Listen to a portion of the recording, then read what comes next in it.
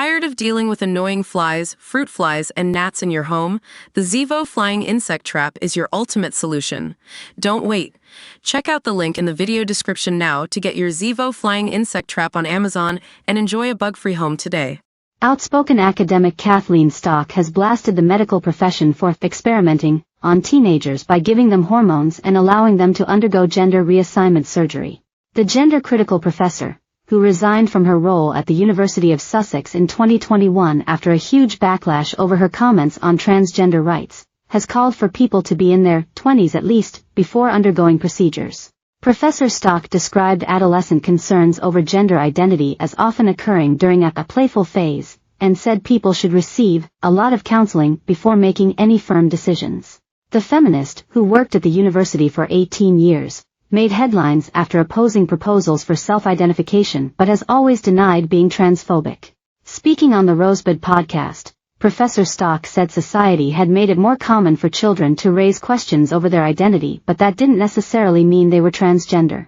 It's much more prevalent now because children look around them and see it as a possibility where they didn't so much in the past, but it's always been there, she said. It's a playful phase where they're experimenting with identities, and the fact that they're being given drugs on the basis of these thoughts is absolutely unconscionable. At the very least you give it enough time. The 18-year-old who wants to get rid of their secondary sex organs, that's pretty soon in my book. I think it'd be great if you could wait until you're in your 20s at least. Earlier this year in March, a landmark ruling banned children from being given puberty blockers on the NHS. The Health Service in England said it would no longer offer gender-questioning children controversial puberty blockers, saying its review found a lack of evidence on their safety or clinical effectiveness. Puberty blockers, a class of medications called gonadotrophin-releasing hormone analogs, pause the physical changes of puberty such as breast development or the growth of facial hair. This gave gender dysphoria sufferers time to conspire their options and explore their developing gender identity before potentially starting more permanent forms of treatment like sex hormones, according to now-defunct NHS guidance. The decision received backlash from those within the trans community who slammed the cruel decision, arguing it would irreparably damage the health of trans youth. Meanwhile, campaigners celebrated the move.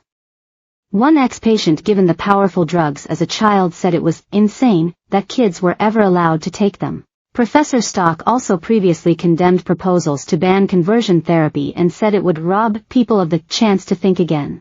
The academic went on to claim in the podcast that people should receive counseling before making any decision to formally transition. The professor added, "You need a lot of counseling.